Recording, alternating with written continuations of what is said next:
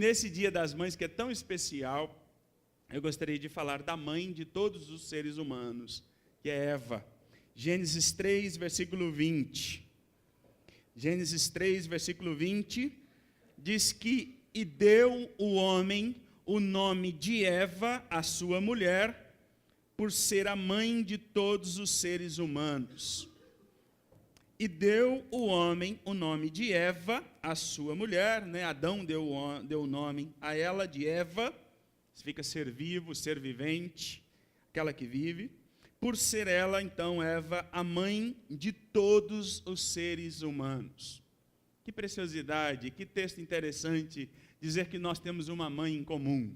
Nós temos um pai em comum, que é o nosso Deus, mas também estamos ligados pelos pais humanos, Adão, e então, propriamente, por Eva, a mãe dos seres humanos. Ser mãe é ser de graça, assim, logo de cara. A profissão não é uma profissão, mas uma posição mais honrada, mais amada, mais celebrada. Ninguém desconfia de uma mãe.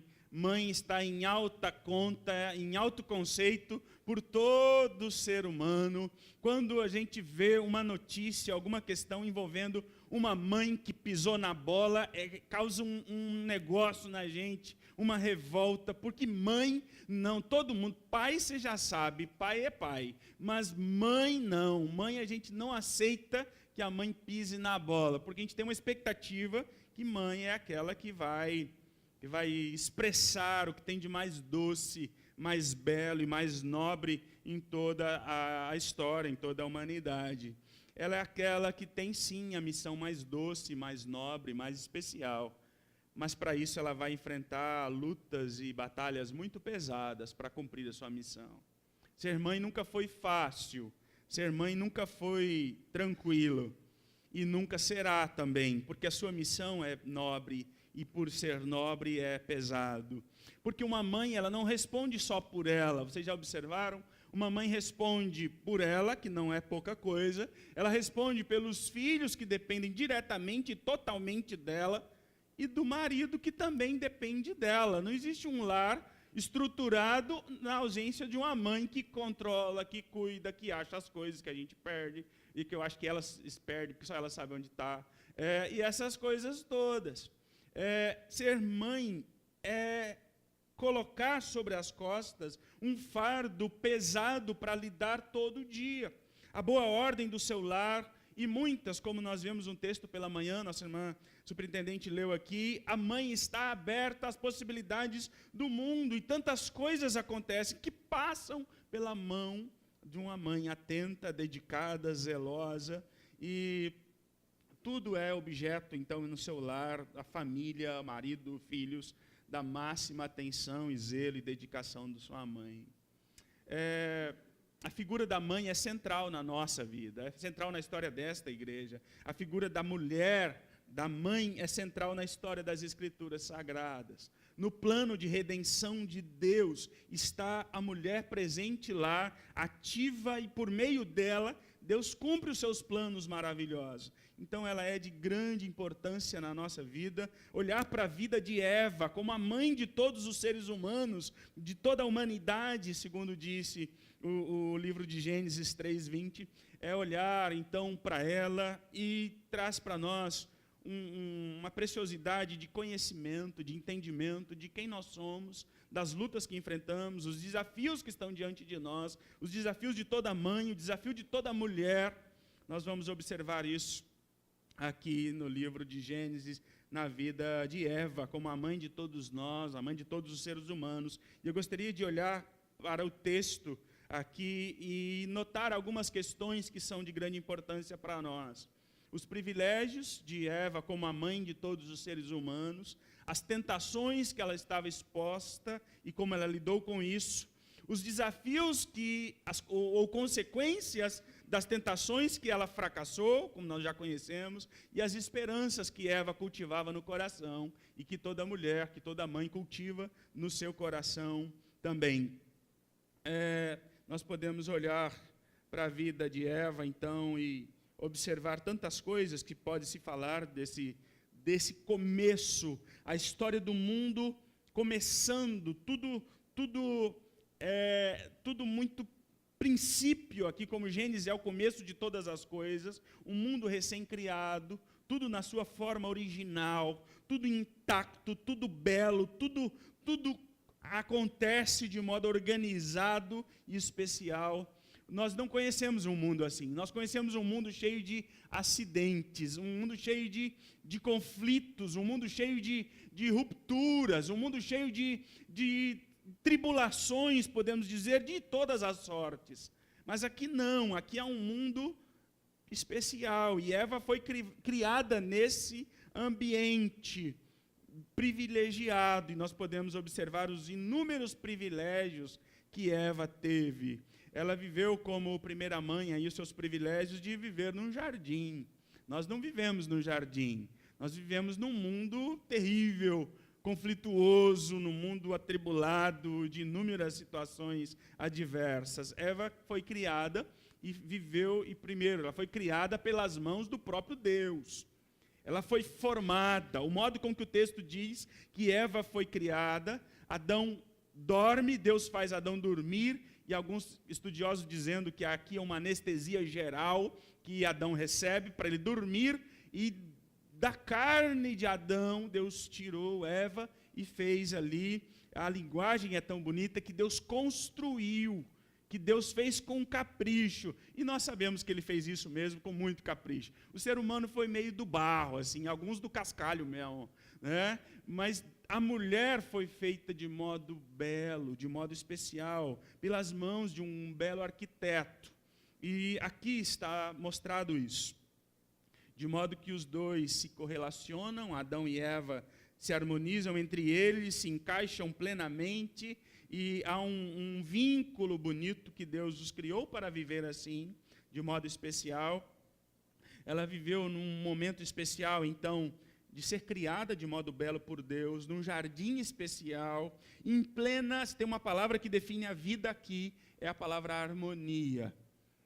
Eva viveu num ambiente de harmonia com seu Criador, de harmonia com o seu próximo, de harmonia com a criação, de harmonia com a natureza criada, de harmonia com o mundo à sua volta. Tudo é belo, tudo é certo, não tem problema aqui, não tem nenhum desafio que ela tenha que lidar aqui, até aqui.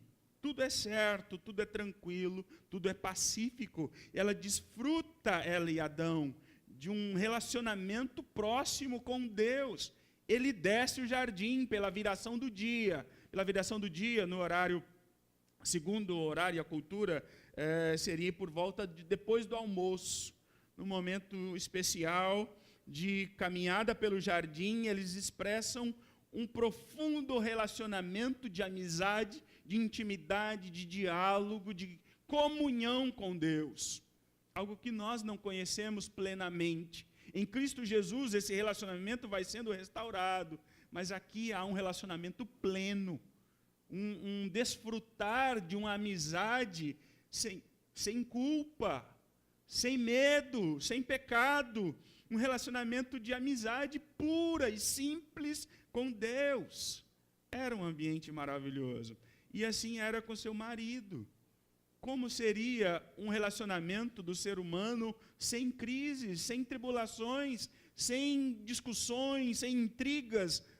Nós não conseguimos imaginar um ambiente assim, porque a vida humana, ela sozinha é uma beleza, né? Como o filósofo disse, né, Jean Paul Sartre, não existe inferno, inferno é o meu próximo, inferno é o outro, porque eu sozinho sou uma beleza. Mas eu junto com o outro, dividindo dia a dia, escova de dente, aquele negócio, dividindo conta, pagando contas, uma caminhada longa. Aqueles que vivem nessa caminhada sabem bem dos desafios que têm. É uma vida conflituosa, e se não tiver sabedoria, vai se tornando insuportável. Se não souber dialogar e resolver problemas pequenos que podem crescer rapidamente, vai se tornando insustentável a vida a dois. Mas aqui é um ambiente pleno de amizade, de bênçãos especiais. né? E o que é interessante, Eva, como a mãe de todos os seres humanos, tem um cientista cristão que diz que se cruzar os dados genéticos de todos os seres humanos, dos mais de 7 bilhões de seres humanos, chegaremos a uma fonte única de vida, no qual nós cremos na criação, Deus que criou todas as coisas. Nós temos resquícios de uma única fonte genética, e que Eva é sim a mãe de todos os seres humanos, e Adão também. Isso é especial. Eva foi honrada como a primeira, criada pelas mãos de Deus. Vivia em plena harmonia com Deus, em pleno relacionamento espiritual, social. O mundo à sua volta trazia paz, trazia uma vida plena em todos os sentidos, e nós podemos observar isso. O homem vivendo em retidão, plena retidão, verdade, justiça e harmonia, relacionamento com Deus. Esses são os privilégios de Eva, poderíamos notar muitos outros. Mas segue o texto dizendo para nós, no versículo 6, e mostrando para nós que essa vida no jardim, preciosa, bela, maravilhosa, o termo Éden aqui é o termo deleite, um lugar extraordinário de comunhão com Deus e beleza, mas isso aqui vai passar, isso tudo vai cair por terra, literalmente, porque o capítulo 3 diz: mas a serpente, mais sagaz que todos os animais selváticos que o Senhor tinha feito. A serpente não foi um animal mitológico, ela foi uma parte da criação, e nós sabemos lá em Apocalipse que ela estava possessa de um espírito maligno, ou do próprio Satanás, né, que nós vamos saber que é ele que está. Agora, ele possui a serpente e se apresenta ali no jardim, trazendo conflito, trazendo problemas seríssimos que nos afetam a todos nós. A vida, no versículo anterior, diz que um e outro, o homem e sua mulher, estavam nus no jardim e não se envergonhavam. Mas isso não durou muito tempo, isso passou muito rápido.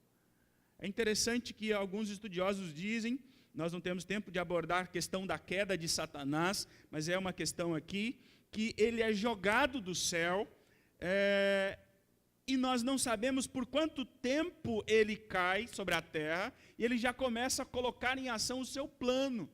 Lúcifer, o filho da luz, um belo anjo que se rebela contra Deus, quer ser igual a Deus, quer ter o seu próprio plano de governo, de domínio, de senhorio, é jogado do céu, e alguns teólogos dizem que imediatamente ele vai para o jardim tentar Eva. Pode ser horas depois de sacudir a poeira, ou dias depois, ele chega no jardim, se apresenta ali,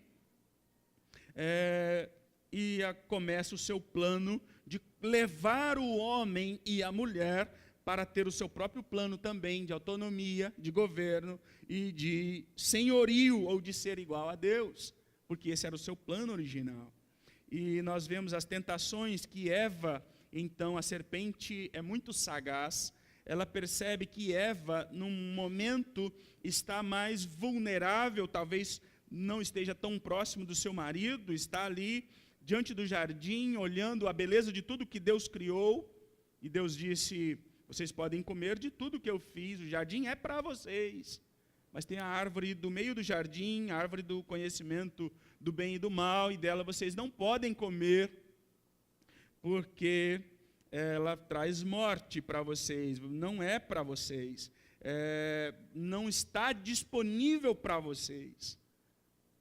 E a serpente, então, a serpente é um animal, embora aqui ela aparece como um animal criado por Deus, ela é tida numa tradição judaica ou mitológica como a deusa da fertilidade. Quem faz medicina ou algum curso nessa área, vê lá as duas cobrinhas, porque é a deusa também da cura. Acredita-se que a serpente tinha funções de cura ou de fertilidade. Um animal estranho, diferente de tudo, porque aparece aqui que ela foi amaldiçoada, e a maldição da serpente seria que ela iria rastejar, você pode observar no versículo 14 do capítulo 3, que ela iria rastejar sobre o seu ventre, sobre o pó, ia comer o pó da terra. E alguns estudiosos vão dizer que a serpente não era não rastejava pelo solo, que ela tinha pernas e que ela caminhava pelo jardim. E alguns dizem, não, pastor, eu conheço algumas serpentes assim também, que caminham com a gente por aí na caminhada. Era um animal, no mínimo, diferenciado dos demais. Uma serpente que fala, que caminha e que se apresenta agora trazendo uma proposta para um ambiente pacífico, um ambiente bonito, mas que agora tem um desafio, e aí está as tentações que ela expõe, Eva propriamente. E ela confronta a fala de Deus. Ela traz confusão no diálogo. Ela propõe uma comunicação truncada, mentirosa, enganosa. Profundamente enganosa. É certo que não morrereis. Deus havia dito que elas não podiam comer, porque morreriam. Dele não comereis, nem tocareis, para que não morrais. E ela disse, não, é certo que não morrereis. Deus sabe, e ela diz bem, que o dia em que vocês comerem, se vos abrirão os olhos, como Deus sereis conhecedores do bem e do mal. Mentira, não serão conhecedores do bem e do mal. Eles já conheciam o bem. Eles seriam conhecedores somente do mal. Porque o bem eles já conheciam. O bem é estar em comunhão com Deus, em amizade, em harmonia, em plena comunhão com o Criador. Isso é o bem. Agora eles teriam conhecimento do mal que nós sabemos e nós conhecemos e lidamos com ele todos os dias. Eva foi levada, aqui o texto diz que ela foi enganada. Por isso que Deus não cobrou propriamente de Eva, Deus cobrou de Adão. E nós podemos falar do papel de Adão, talvez no Dia dos Pais, complementando essa fala, um camarada omisso que aparece aqui, mas Eva é seduzida, ela é enganada. Se nós olharmos o texto aí, no versículo 6 de Gênesis 3, nós vemos que a mulher vendo a mulher que a árvore era boa para se comer, era agradável aos olhos e era desejável para dar entendimento. E ela tomou do fruto, comeu e deu também ao seu marido, e ele comeu. Há alguns estudiosos aqui que vão dizer que Eva não aceitou a imposição de ser submissa ao seu marido e que ela teria que ter o seu plano de domínio e de governo também. Aliás, tem uma linhagem mitológica, profundamente mitológica. Se você já leu alguma coisa em Gênesis, você vai descobrir que há gente dizendo que Eva não foi a primeira mulher a ser criada, mas sim uma mulher chamada Lilith. Lilith é uma figura, segundo uma tradição mitológica, aí, que foi criada antes de Eva. Mas ela não aceitou ser dependente de Adão, e nem de Deus. Ela disse, não, ninguém manda em mim, eu tenho a minha autonomia, eu tenho direitos. Foi a primeira feminista da história, então. E ela é expulsa do jardim por conta disso. Ela é totalmente insubmissa, revoltada, cheia de si, empoderada. E aí ela vai ser expulsa pelos deuses, Asmodeus, sei lá, e vai ser condenada ao inferno. E Adão, então Deus cria Eva, que Deus havia criado Lilith da mesma forma que Adão. Pau a pau, ela disse, eu fui criado igual a Adão, então não tem como ele ser maior que eu. Então agora Adão dorme, Deus tira da costela, ou do lado dele, literalmente o texto hebraico diz que não é da costela, embora a gente diga que é da costela, é do lado dele, Deus tira uma porção de carne e faz com as suas próprias mãos uma mulher. E alguém diz que toda mulher tem uma porção de Lilith, de autonomia, de cheia de si, e uma porção de Eva, doce, agradável, enfim. Mas Eva, então, aqui é tentada a ceder à pressão, ao que é apresentado para ela. E alguns gaiatos vão dizer que foi muito fácil para a serpente seduzir Eva. Bastou ela dizer que a fruta era boa para emagrecer. Né? Bastou a serpente dizer que a fruta tinha propriedades anti-envelhecimento. Se come isso aqui, que você nunca vai ter ruga. Né? Isso aqui é melhor que Mary Kay. E pronto, está tudo certo. Mas aqui, queridos, aspectos pesados que todo ser humano e toda mulher precisam lidar por toda a sua vida. A ideia do prazer, que é um grande aspecto de tentação para todos nós. A árvore é boa para comer, ela mata a fome, ela é prazerosa, ela satisfaz, ela te dá alegria, ela te dá saciedade. É a proposta do mundo. Um plano de redenção, um plano de alegria, de paz, de satisfação fora de Deus. Isso é muito comum. É agradável aos olhos, é belo, é encantador, mexe com a gente e é desejável para dar entendimento. Está aí os aspectos da vida humana, todos propostos aí que a serpente colocou diante de Eva. A grande mentira da serpente é que eles já eram conhecedores do bem.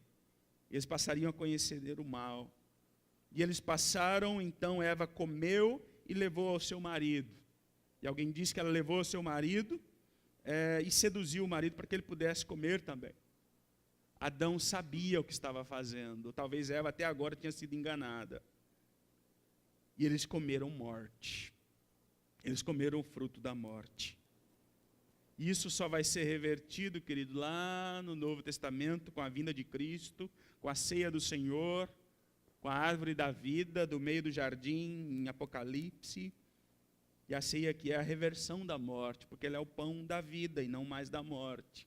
Por conta do pecado que Eva cedeu e seu marido cedeu também, as tentações da serpente, a maldição alcançou a todos nós.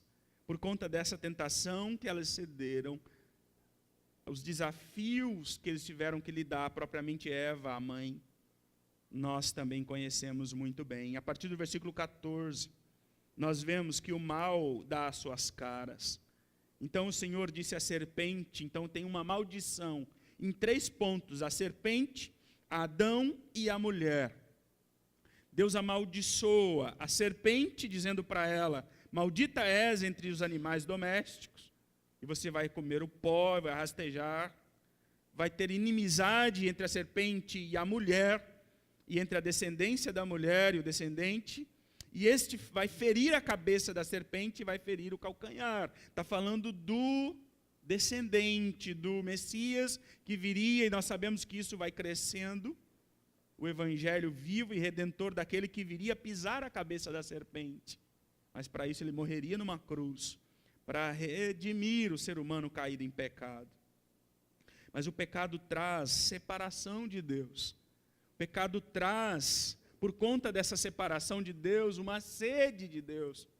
Um vazio imenso no coração que nada, absolutamente nada nesse mundo pode suprir. Uma saudade do relacionamento com o Pai, porque agora acontece que eles são expulsos do jardim. E nós vivemos fora do jardim. E toda a história bíblica acontece de um jardim em Gênesis, do qual o ser humano foi expulso. Toda a caminhada de desgraça e miséria, até Cristo nos redimir e novamente nos levar para o final das Escrituras, para um novo jardim.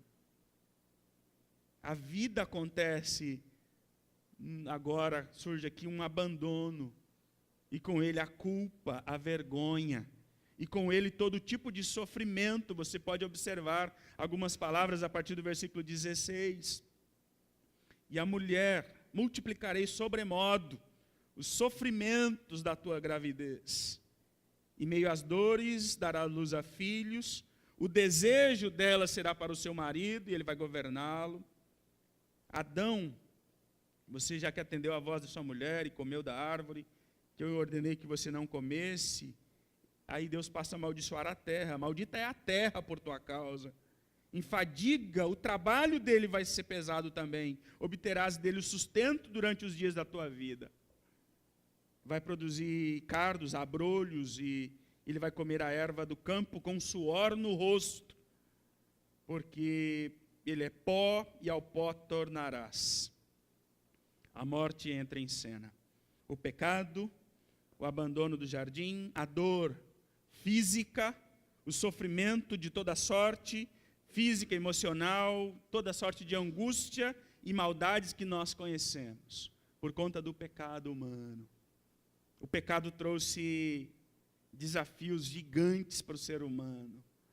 Tirou de nós a preciosidade do encontro diário com Deus no jardim para uma vida de pecado no mundo de conflitos, de violência e maldade, onde o ser humano vai desfrutar de algo que ele não conhecia, que é a dor, que é o sofrimento, todo tipo de sofrimento. O trabalho, que já tinha trabalho antes, mas não era uma exploração como nós conhecemos, agora ele vai sair do suor do rosto.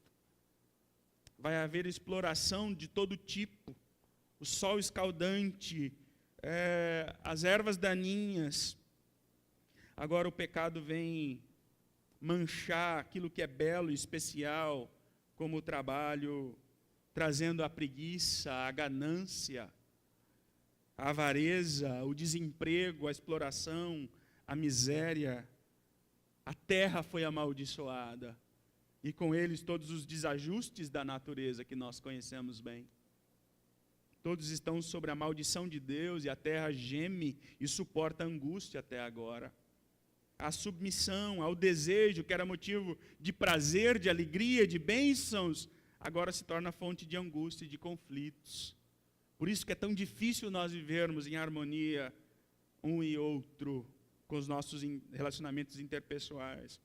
Por aí aparece a morte e os seus diagnósticos de enfermidades, de tantas lutas e conflitos que mexem com toda a nossa vida. Por conta do pecado, a entrada do pecado no mundo, nós estamos expostos a uma sorte de maldades que nós conhecemos. O que é interessante, que tem um teólogo que observa que toda a maldição que foi dada sobre a serpente, sobre Adão e sobre Eva, todas recaem sobre Eva. Todas recaem sobre a mãe. Toda a maldade, toda a maldição, todo o sofrimento, a expulsão do jardim, a dor do parto, a dor do trabalho, os conflitos, tudo iria recair sobre Eva. Porque ela acaba sendo a mãe, e a mãe tem que resolver tudo, e tudo vai pesar para ela. Nós vivemos num mundo de maldades, queridos, desajustes por conta do pecado. E esse foi um dos desafios que Eva, a primeira mãe, precisou lidar, e toda mãe precisa lidar diariamente. Todo ser humano precisa lidar no dia a dia com as consequências do pecado e da maldade. Semana passada eu recebi um casal aqui no escritório, já no finalzinho da tarde. Um povo humilde, um povo simples demais, um povo trabalhador. Eles estavam vindo, queridos, daquele caso que nós vimos, teve repercussão na televisão toda aí, de Colniza, né, da terra, família do Ageu lá, onde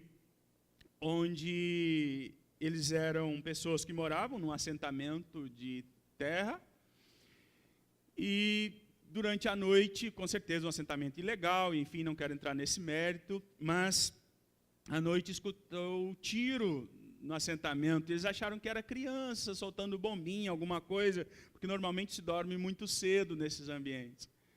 Mas ao acordarem, observaram que era tiro mesmo, era gente chegando de casa em casa e atirando para matar mesmo. Como a casa deles era mais à frente, eles conseguiram fugir para o mato. Um senhor, uma senhora lá para uns quase 60 anos, só pegaram os documentos, passaram a noite na mata e escutavam as vozes que pode esconder, pode fugir, porque nós vamos matar todo mundo. Eles começaram a frequentar uma igreja que tinha lá no assentamento, mas o pastor deles foi torturado e morto, com muita violência. E eles ficaram desamparados no mundo, sem nada, já não tinham muita coisa, já não tinham nada, a senhora me disse. Pastor, a gente já não tinha nada, e aí nós saímos, pegamos documentos e fugimos. No outro dia conseguimos uma carona para Juína, que é mais próximo, de lá conseguimos uma passagem para Cuiabá, de Cuiabá conseguimos uma passagem para cá, e aqui só tem passagens para... Ação Social só daria passagem para Rondonópolis ou Cuiabá, e eles teriam familiares em Barra do Garças. E um povo que se olha no rosto e vê o medo, o pânico, parece que ainda está fugindo, parece que ainda está com medo. E o Senhor disse alguma coisa que eu lembro bem, quando Ele disse: pastor, eu nunca pedi nada, eu sou trabalhador, eu quero começar a trabalhar de novo, mas eu quero que, se o Senhor puder me ajudar de alguma maneira, é por ela, não é por mim, porque eu me viro, eu sei me virar, mas ela não, é por minha esposa que eu quero ajuda. E graças a Deus consegui ajudá-los, e eles seguiram viagem, jantaram, pegaram ônibus, foram embora. Não sei como, continuou a caminhada, se encontraram os familiares, mas um povo que você via o medo, via o pânico, parece que ainda estava fugindo. A maldade no ser humano está por toda parte, o desajuste, a bagunça que a vida humana se torna, é algo desafiador e que nós não conseguimos tratar tudo isso, mas é um desafio para nós, como igreja do Senhor. A maldição proferida cai na cabeça, cai no colo de Eva. E aí, qual é a saída deles? Nós vemos no versículo 7 de Gênesis 3, versículo 7, que eles tentam prover um meio de salvação, um meio de redenção, um meio de saída. Versículo 7 do capítulo 3, que eles abriram os olhos de ambos e perceberam que estavam nus. Até agora havia inocência plena, não tinha essa problemática. E eles cozeram folhas de figueira e fizeram cintas para si. Por isso que aqueles desenhos, daquelas bíblias em desenhos, ou algum desenho animado, vai aparecer os dois com folhas amarradas. Era o que eles podiam fazer para remediar o pecado. Era a saída que eles tinham para expiar o pecado deles.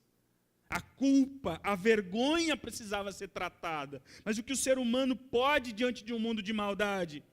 Ele só pode proporcionar paliativos, incapazes de resolver o problema do pecado, totalmente incapaz de resolver o problema do sofrimento, da maldade, da morte.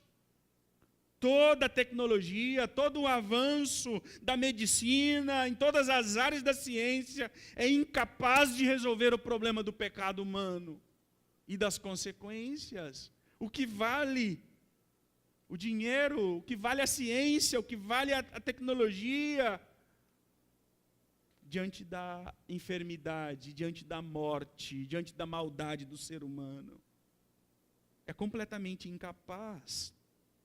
Eva sabia disso, então o Criador vem ao jardim clamando algo maravilhoso: onde vocês estão? É o grito de graça e de misericórdia aqui.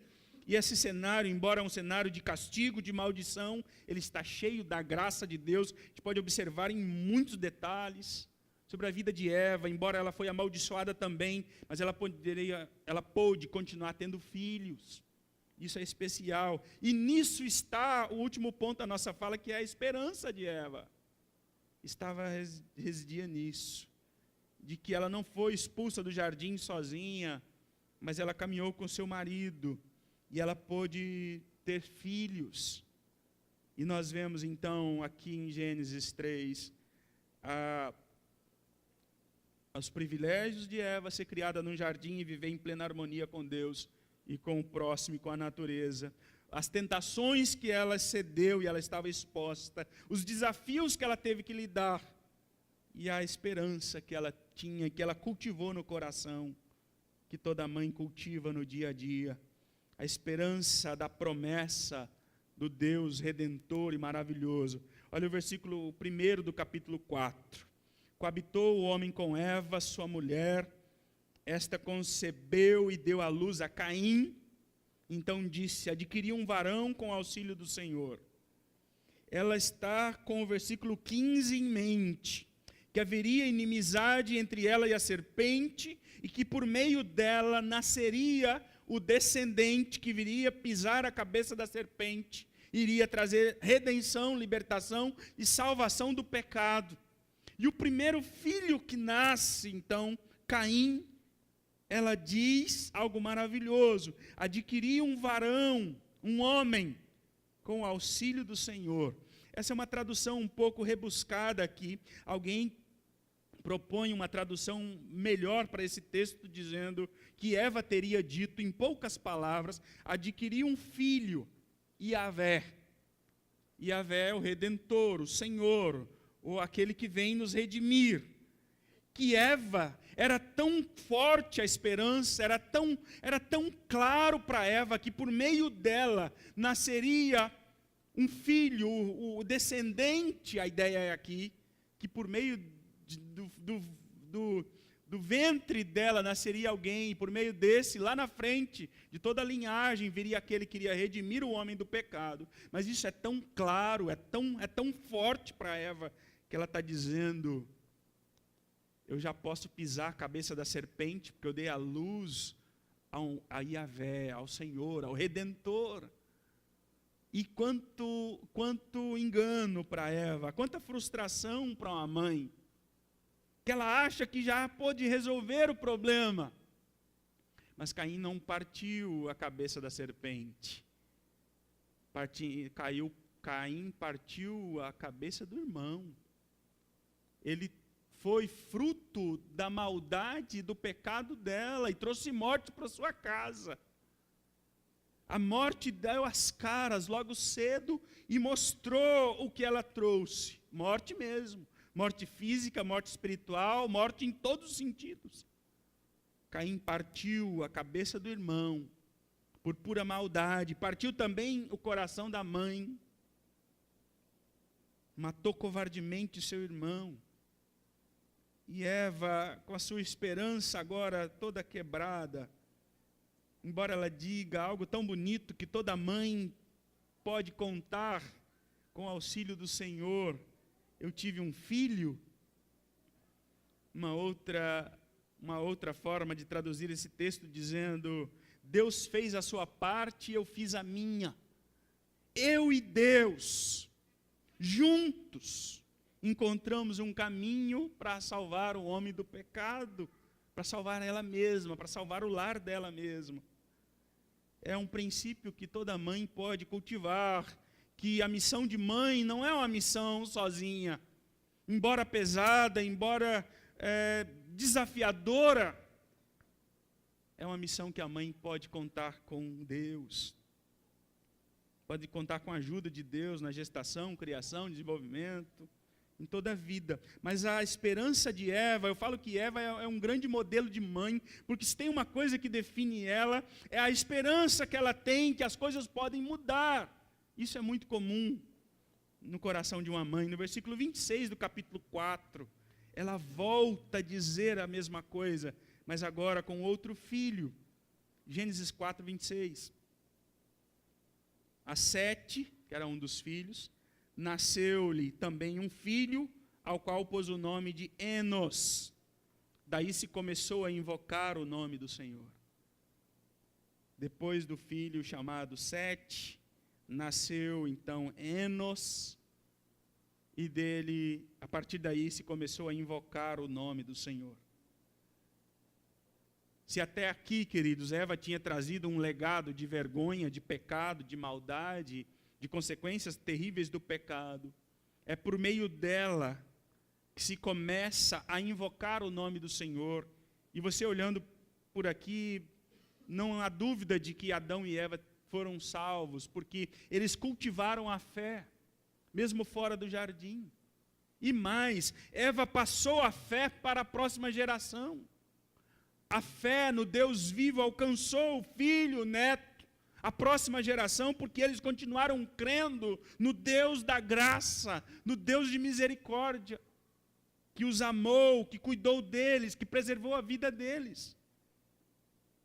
Um legado de fé maior que o legado do pecado, porque dessa linhagem vem Davi, vem o Redentor da humanidade caída em pecado, e na eternidade nós veremos milhões e milhões de pecadores lavados, redimidos pelo sangue de Cristo, porque a primeira mãe soube lidar com seus fracassos, com seu pecado, com a sua miséria, olhando com esperança a vinda do Messias. Eva é um belo exemplo de mãe, daquela que espera sempre, daquela que não desiste nunca, que crê até a última possibilidade. Como é especial um lar onde tem a mãe como aquela que encoraja. Uma mãe que não traz desespero, angústia, mas uma mãe que acredita que as coisas podem mudar. Uma mãe que, ao ver o marido angustiado, preocupado com a situação do comércio, da vida financeira, profissional, os filhos preocupados, ela diz: não, as coisas vão melhorar. Está difícil agora, mas nós podemos continuar crendo. Nós temos um Deus que cuida de nós, temos um Deus que olha para nós. Esse é o papel da mãe. Esse é o papel da mãe que nunca desiste, que nunca desanima, que nunca volta atrás. Você já lidou com uma mãe, com um filho doente, onde desafia a medicina, que desafia tudo? Com a mãe, com um filho drogado, com um filho alcoólatra, você vai aprender sobre esperança. Se tem alguém que crê, se tem alguém que não abre mão, que eu sei que pode esperar que as coisas vão mudar, é a mãe. Há pouco tempo atrás ligou uma irmã que a gente pastoreou e ela tinha um filho alcoólatra, crônico mesmo, e que dava muito sofrimento, muita angústia para ela. Ela já idosa, e ela ligou acho que ligou no aniversário da Carol, para mandar um abraço, e aí ela foi me contar detalhes do dia em que ela recebeu a notícia que seu filho foi assassinado. Ela lutou a vida inteira, ela fez tudo o que podia fazer. E ela contou como foi tão pesado, tão triste, tão difícil ela entrar no IML e reconhecer o filho dela. Enquanto ela chorava de lá, eu chorava de cá, e ela disse: pastor, eu tinha tanta esperança. Eu tinha tanta esperança que Deus ia mudar a vida dele. E eu sei que ela tinha esperança. Ele era um camarada engraçado, xarope, ele era um bom corintiano que me pegava no meu pé toda vez. E eu sempre mexia com ele: cara, vamos tratar, vamos lá. Mas ele sempre caía e voltava atrás. Uma vida de miséria, de vergonha. Mas a sua mãe nunca deixou de crer que Deus podia mudar a história dele. Isso é mãe. Isso é mãe. A mãe é aquela que tem esperança.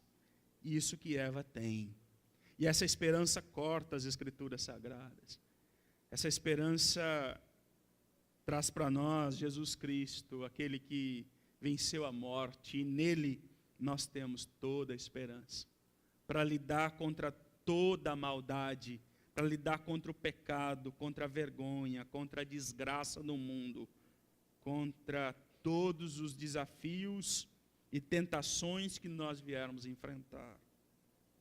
Não só a maternidade, mas toda a vida, não só as mulheres, mas todos nós, todo ser humano, pode olhar para a vida de Eva, para os seus privilégios, e almejar esse dia de encontro com Deus na eternidade. Pode olhar para as tentações de Eva e olhar para as lutas que nós enfrentamos todo dia, para os desafios de sofrimento e maldade do mundo que nós estamos expostos, mas cultivar uma esperança no Deus vivo, no Deus que não nos abandona, que não nos desampara, que traz uma possibilidade de recomeço. É isso que nós vemos em Eva. Isso é mãe. Daquele que vem, o Salvador maravilhoso, que vem nos redimir do pecado, da miséria que o homem trouxe ao mundo. Se você não tem um relacionamento pessoal e verdadeiro e próximo com Jesus, nessa noite você é convidado a render-se a Ele, a crer nele de todo o coração, para uma vida nova, para uma vida de esperança, em meio a um mundo de conflitos e miséria, e engano e maldade, frutos do pecado e da presença maligna de Satanás. Jesus Cristo é a fonte de esperança para uma nova vida. Deus nos abençoe, queridos.